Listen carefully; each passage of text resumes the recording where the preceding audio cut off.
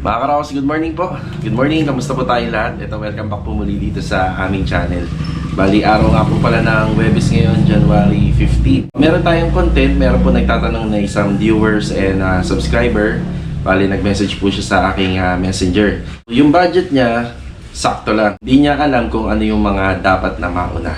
Bibigyan po natin ng paliwanag po yung kanyang katanungan. Bali, ang tinatanong niya, ano po daw ba ang mas magastos?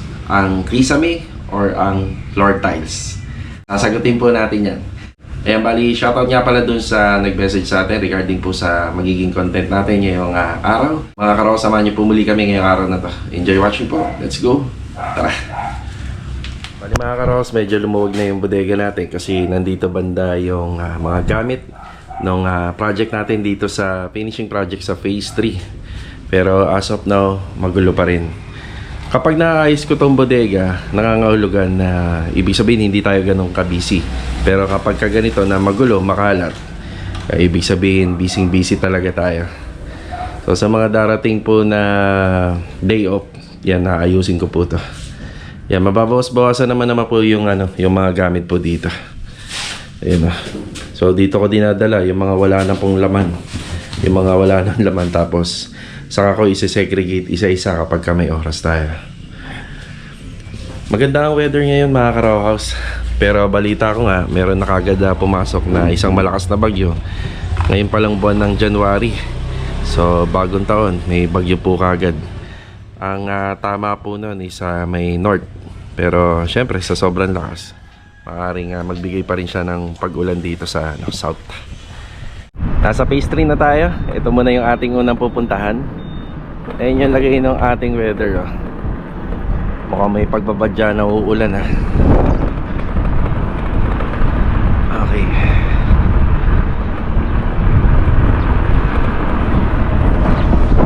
Bale, itong isang project natin na bago dito sa phase 3. Hindi ko napuntahan to kahapon. Nandito naman ako kahapon pala, pero hindi ko lang na-videohan.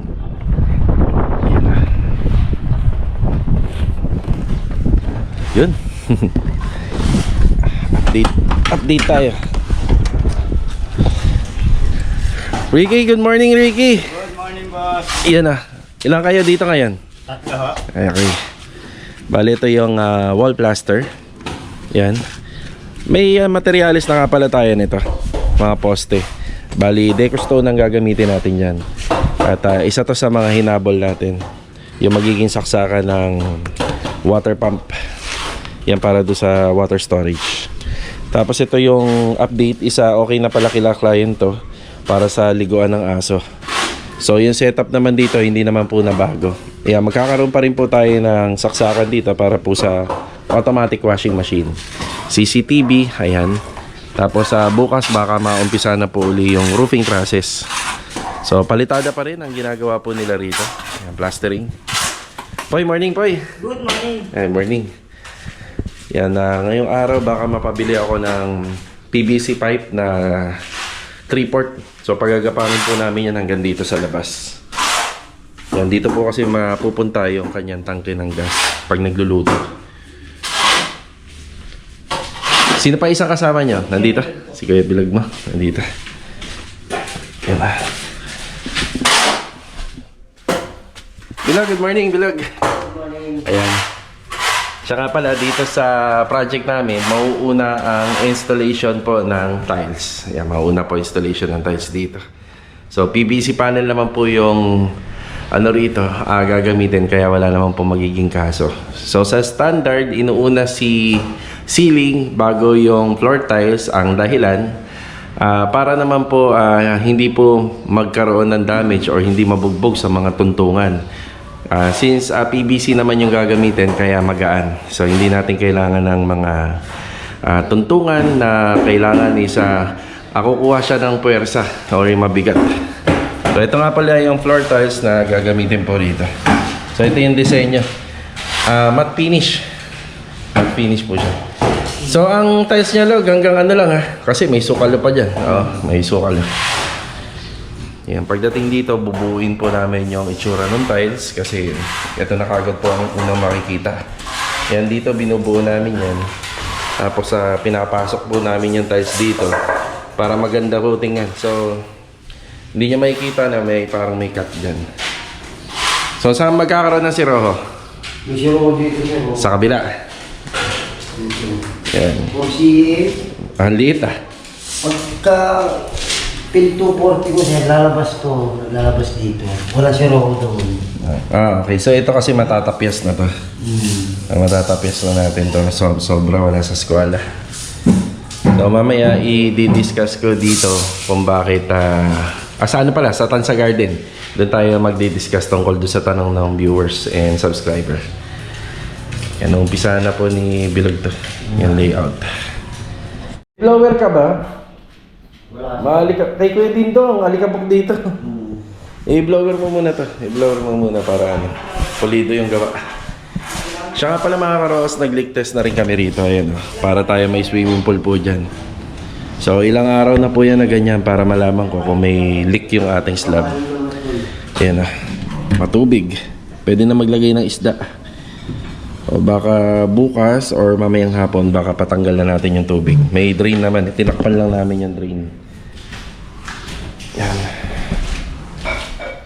May design ba yun, sir? Ay hindi, sundan mo lang yung parang pinaka-ano niya, patay niya. Itong tiles? Oo, sundan mo lang ha. Oh. Ganyan din ang gagamitin sa baba. Sa baba? O siya nga pala, baka makalimutan natin ang ano ha, ang tawag doon? Exhaust. May exhaust tayo. Kung kaya doon daw sa wall, kung kaya. Sa wall? O kung dyan, kung kaya. Pag hindi naman, no, automatic sa bubong tayo. Kasi hindi pa tayo nakakapag ano niyan, baka may tatamaan eh. Pag may tinamaan dyan, dito tayo automatic sa taas. Wala, sakto ka lang, sir. Sakto? Kaso mataas na lang. Mataas. Pag naglagay tayo ng bumagalan, kailangan. Kailangan pa nakagdan. Nandito ba yung isa niya eh? Ganyan pa. O, sige. Yan na lang sa wall. Oo. Yeah, start na po ng tiles dyan para makapag-ceiling na sa susunod. Tapos makapag-partition na. Tapos dito naman, wala naman tayong leak na nakikita rito.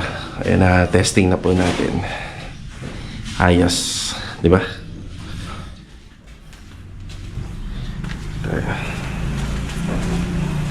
Yan, palitada.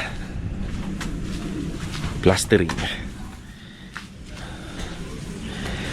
Rick, yung pagdating dyan, simula dun sa nakikita mo. Dyan. Dito sa kanan. Yung lupa. Yan. Super rough. Kasi deco stone. Super rough. Ito kasi medyo pakinis na to, di ba? Ito rough lang. Kasi mag-install ka ng deco stone dyan. Barahin ko na lang, boss. Hindi ka nabubalik. Yan. Tama. Sige.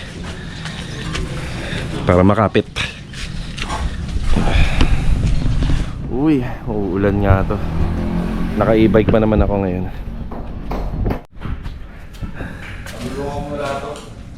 Yan, balik tayo rito. Master Dindo, good morning! Good morning! Yan na, retouching na. Yan, retouching.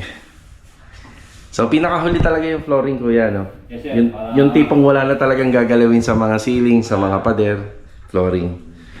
Ang final eh. Yan na, natutuwa naman po kami kasi nagustuhan ni Sir Joshua yung gawa namin sa bahay niya. So, sa lahat ng mga perspective niya, visual niya na anong kalalabasan ng bahay niya, yan, na-apply naman po namin lahat.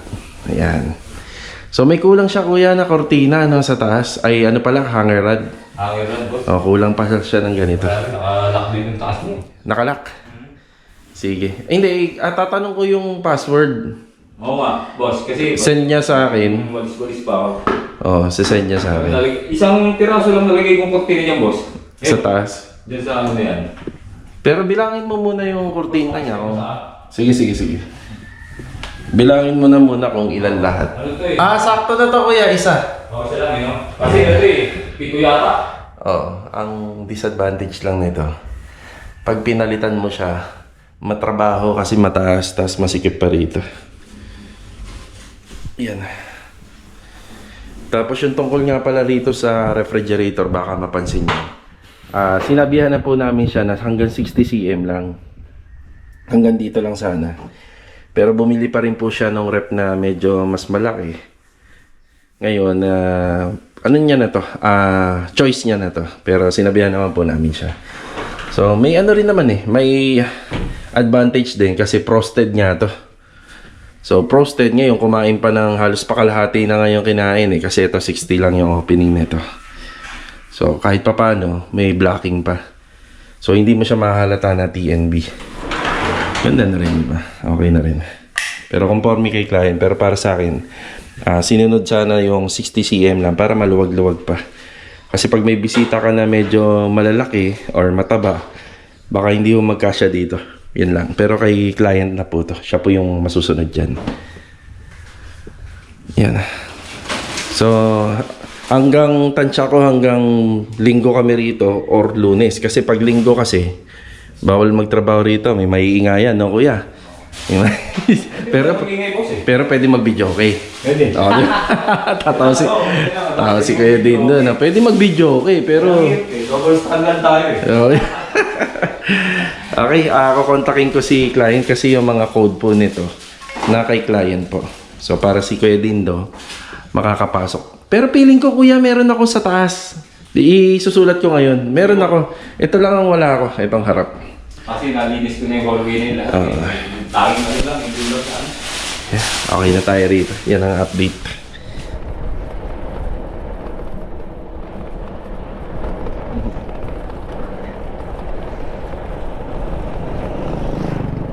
Ayan, nagpunta tayo rito sa phase 4 muna. Ayan, bigay tayo ng konting update. So ayan na, umiilaw na po yung sa mga poste.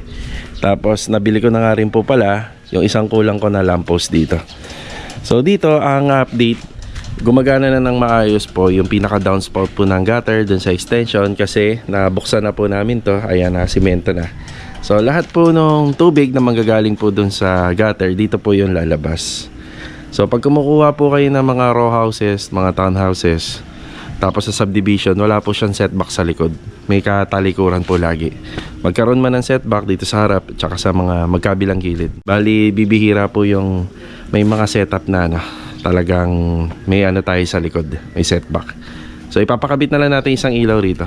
Tapos ito nga po pala yung ilaw sa kisame. Yan, drop light. Yan yung mga binili ko na nakaraan. Tapos ito. So dito, pansin nyo, parang spotlight na lang po siya kasi nakaslant po yung pinaka hanger niya. Kung ganito ilalagay natin, bali tatabingi po. Kuya Boy, good morning po Kuya Boy. Ayan, ang ganda di ba? Ayan, na-adjust po yan. Pwedeng nakatutok dito, nakatutok doon. Medyo nilayo lang namin kasi magkakaroon nga ng condenser po dyan. So ang inaasikaso ni Kuya Boy dito is yung para sa electrical. Ayan, para sa electrical. Lalo sa... Ito, sa aircon, nakaabang na. Ayan inabang na po natin. Ang mangyayari na lang po, ito pala bukas mga karos, schedule nung nag-install nito. Ibabaon po nila sa ano yan, sa pader. Tapos dito halos okay na din. Ayan, okay na rin po dito banda. So, may turnover na po natin to. Ang ipapagawa ko na lang po rito, yung parang pinakaharang para safe. Tapos habang naghihintay po tayo ng decision nila client for finishing, so kailangan safe yung unit. Yan, may harang. Sige Kuya Boy, bali mauna na ako. May strip light ba ito mo? Alin po? Halimbawa. Strip light? Meron po. Nakalagay po dun sa ano. Hindi ko ba nailagay? Tatlo lang. Oo nga pala. Lagyan mo Kuya Boy ha. Isa-isa. Strip light para sa cove. Medyo nabuli dyan. Ito yung ano, ito yung ilaw. Ikaw na ha? Sige ha. Mauna na ako Kuya Boy ha. Sige. Oo. Pakipatay na lang po muna yung ilaw. Ayan. Si Bilog ko kasi ang umahawak dito sa mga project natin di sa Lumina. Pag ganun siya, yun, nandun siya sa phase 3. Si Kuya Boy na magkakabit po nito. Hindi ko na isama, ito na yung downspout pababa. Yan, ang kulang na lang yan yung mga polycarbonate sa gilid. Yun nga lang, meron pa kasing papalitadahan dito. Ayan, palitada. Napalitadahan na rin pala. Ayan, halos kompleto na. Yung ano na nga lang talaga, polycarbonate sa magkabilang gilid. Okay. Yung kinabahan ako pumunta ng Tansa Garden. Sana dediretso ako ron. Yan nga lang kasi naka-e-bike tayo.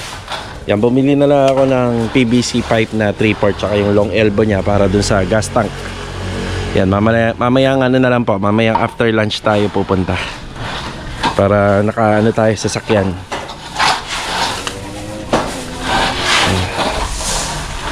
Tay, makisuyo ng halan doon. Sa gilid mo muna. At ito. Thank you. Patay ang palitada mo, Rick. Patay ang palitada mo dyan.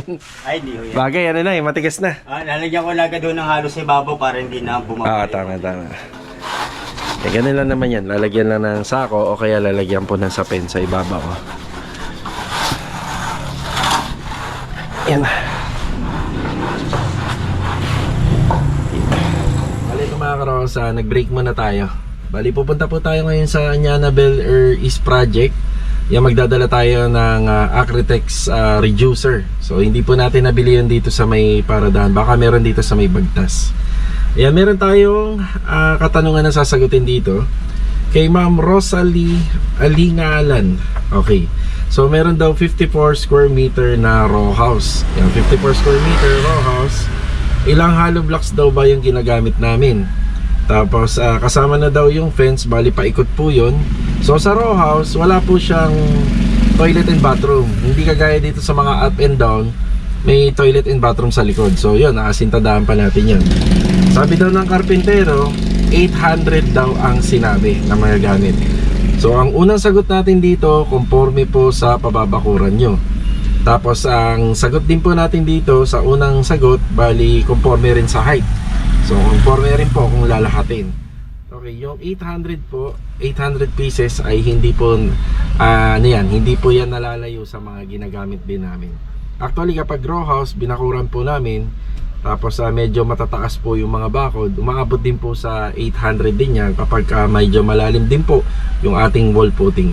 So ang pinakamabilis na computation po kay Ma'am Rosalie is ilang square meter ang lalagyan, susukatan po yon, tapos i-multiply natin sa 12.5. Sa 1 square meter, 12.5 na hollow blocks ang nagagamit. Ang sukat ng hollow blocks ay 20 by 40 cm. Yan, ganyan po yung pinakamabilis na computation.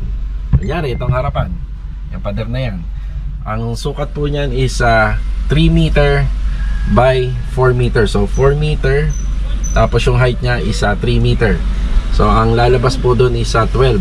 So 12 times 12.5, yun ang mabibilang or yun ang kalalabasan sa bilang na hollow blocks na magagamit dito.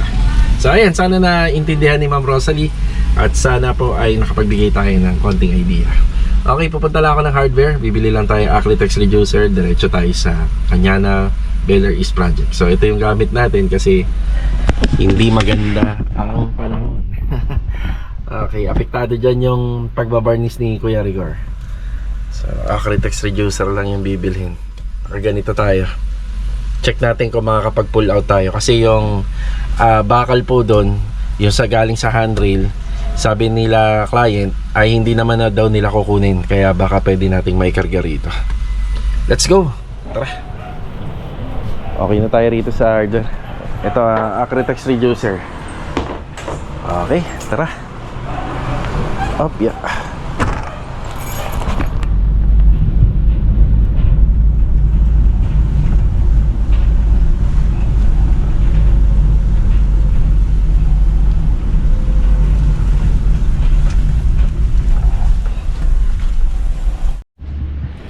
Nandito na tayo sa Tansa Garden Premier project.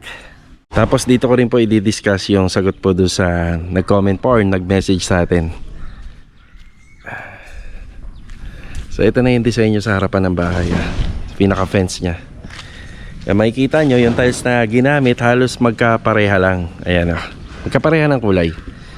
Kapareha lang sila ng kulay. Yun nga lang, naiiba yung design nito. Ito sana yung una na gustuhan nila client para sa mga poste. Ayun nga lang onti na lang po kasi yung bilang yan. Siya nga pala, sa Wilcon po natin binili lahat ng mga tiles dito sa harapan ng bahay. Ayan na yung nagawa ni Kuya Richard. Tapos yung method ng pag-i-install, bali parang running band method siya. Ayan mga pagitan niya. Nasa gitna yung kasunod. Nice, ganda kuya. Ayos. Kaya hindi pa natin tuluyan nakikita yung pinaka-disenyo rito sa corner area. Yan, lalagyan po ng moldura yan. Yun na yung pinaka magiging casing niya. Kay Richard, good afternoon nga pala. Ayun ah. Good afternoon. Ayun yung ibang tropa sa taas. Ayan, naglalagay na nga pala sila ng beam. Yan, doon na natin sila batiin. Yan.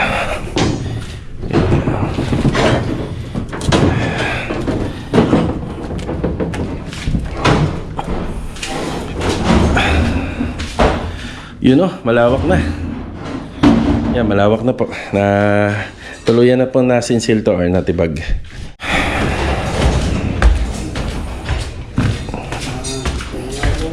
Yan, patiin natin sila rito. Kay Doming, good afternoon po kay Doming. Kay Rusty, tsaka kay Kuya Sandy. Yeah, good afternoon. Kay Sandy, yung ano ha, yung water line ha. May water line pa rin dito ba? Oh, yun nga. Yung sinutukoy ko kahapon, maglalawit ng PVC nga dyan. Yung kanina si Jojo wala. Hindi niya alam daw, nag-usap kami. Hindi niya alam. Oo. Dito na lang po kita. Oh, yan, yun nga, yung kahapon. Sige. Dito. Basta maglawit ka rin dyan. Kasi di ba may tutuloy na may asintada niyan. Dyan na yan mismo. Okay. Bali masingsing yung ating ano rito. Yung pinaka-matting. So 20 by 20 yung finish. Tapos 12mm yung ginamit. Tapos yung additional na beam dito sa dulo. Yung tatama dun sa poste. Naka 16mm po yan. Yan na. Hindi natin tinipid sana yan sa materyales. Pleto. Siya nga pala, ito nga po pala yung PVC panel. Yun o. Yung covered ng PVC panel, dun sa third floor. Sa third floor, dito sa second floor. Yan, ceiling. Tapos sa first floor. Tapos yung sa balcony. Yan, yung ilalim na itong balcony. Yan, ilalim na itong balcony. At saka dito sa carport. Yan, sa baba. Tapos yung mga on-hand na tiles natin para sa flooring, ayun po, nandun po lahat. Parang nailipat nila. Kaya Sandy, nasa na yung mga tiles dyan? Nasa loob. Ayun na, sabi niya nasa loob. Yung pinasok na nila sa loob. Okay, game. Okay, bali pag-usapan po natin kung ano po ba ang mas magastos. Ipakita ko muna sa inyo yung presyo ng mga tiles na binili ko para sa mga floor area. Pag sinabing floor area, lahat yun sa flooring. Hindi nga lang kasama doon yung sa TNB. So ito yung presyo niya. Nasa 41,000 po. Ayan, 280 pieces. Nasa 41,000. Okay, yung sa ceiling naman, ito yung presyo niya. Bali, gagamit tayo ng PVC ceiling panel para dito sa mga tinukoy ko na ceiling. So ito yung presyo niya. So nasa 30,000 mahigit. Okay. So meron silang, para sa akin mga karohas, meron silang pagkakapareha tungkol po sa presyo ng materyales. Kasi yung sa tiles pa lang yon, pero gagamit ka ng buhangin doon, gagamit ka ng adhesive cement at gagamit ka ng semento. Dito naman po sa pag-install ng ceiling, palaging meron metal framing. So sa metal framing pa lang po, more than 100 po kasi ang isa niyan, metal paring. Tapos depende sa area ng paglalagyan. So para sa akin, ang tanong kasi ni client, ano daw ba ang unang i-priority kung tight naman ang budget? Bali kung tight naman po yung budget ni client, maaari pong unahin po yung floor area. Kasi dito sa floor area, mas makakagalaw tayo ng mas panatag kapag halimbawa konti lang yung budget mo pero gusto mo siyang tirhan, mas makakagalaw po tayo ng panatag kapag naka floor tiles na kung kinakailangan. So hindi na po uso yung linoleum ngayon kasi yung mga nagpapagawa ng bahay hindi naman po nangungupahan. Sa paupahan lang po yun. Pagka gustong mong tirhan yung bahay, nangungupahan ka, pwede ka mag-start linoleum. Pero kung nagpapagawa ka ng bahay at gusto mo na kagad tirhan, floor tiles ang pinaka mas magandang unahin. So ang unang dahilan, madali na po siyang linisin. Pag nagwalis ka, madali, pwede mo na siya kagad. Pwede ka maglatag ng higaan at saka pwede ka na maglagay ng mga gamit kasi pantay na yung flooring, tsaka malinis pa. Okay, meron naman pong isa na inuuna yung kisame. So depende po, depende. So marami pong klase ng kisame, pwedeng PVC panel, pwedeng may design, pero kung tight ang budget mo, Kung maaaring mako-compromise yung design na gusto mo, kung tight ang budget mo, flat ceiling lang. So si flat ceiling naman, pwede naman hindi ka gumamit ng PVC or pwede naman pong gumamit ng piping board. Mas makakatipid ka sa piping board. Ang problema, hindi pa siya tapos. Ito kasi, once na ma-install mo to, hindi mo na siya kailangan pinturahan pa. Yun na po yun. Iingatan na lang. Okay, pag-usapan naman po natin yung dalawang disadvantage, no? Sa ceiling, hindi po pwede mag-install ka kagad ng kisame kung sakali naman na wala pang mga electrical yan.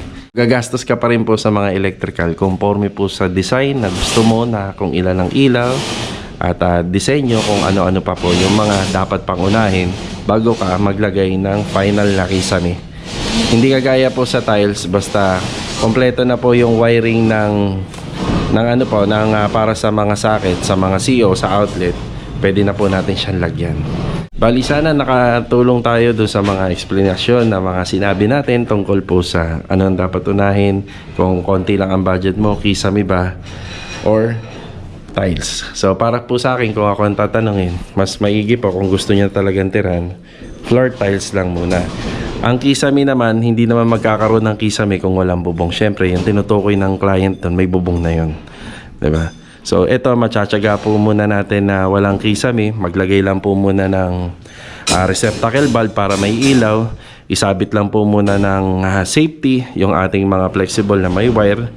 At ilayo po sa mga bakal para safety po. Maglagay po ng junction box. So, ngayon, pagka nagkaroon ka na ng budget, saka mo na lang po ipakisame. Pero para sa akin, mas mahalaga pa rin pag naka floor tiles. Kasi naranasan namin yan bago kami tumira sa Lumina. Wala pa pong masyadong gawa dun sa kisame. Hinuna namin yung floor tiles. Yun, nakatira na kami. Ngayon, nung nagka-budget na habang nakatira kami, paunti-unti na po namin pinalalagyan ng kisame na gusto po namin. Diba? So, ayun, sana nakatulong yung ating sagot dun sa katanungan. Yan, hindi man natin nasagot lahat, pero sana nakapagbigay tayong idea. Okay, Doming, ingat ka dyan, ha? Bakit? May drip mold na nilagay? May drip mold? Yun, yun pala. Yun pala yung orange na yan, drip mold po yan. Para pag umuulan, ang tubig, hindi po tatagos dito. Kailan daw ba target na mabusan to? Pag natapos lubos. Ito. Bukas, preparasyon. Okay, maghahabol lang ako ng electrical ha, kuya. Bukas, nandito si Kuya Boy. 5 ho kayo rito. Yan, para hindi maiwan. Yan, syempre may mga ilaw po yung ilalim po niyan. Yan.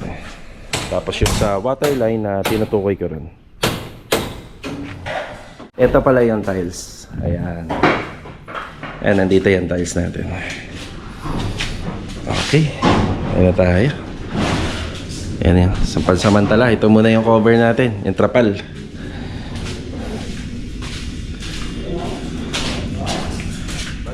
Hanggang dito na lang po muna yung vlog natin ngayong araw po ng Huwebes. Ayan, kita-kita na lang po ulit tayo for the next vlog. So, hanggang dito na lang po muna. God bless po sa ating lahat. Ito paalam po muna. Tara!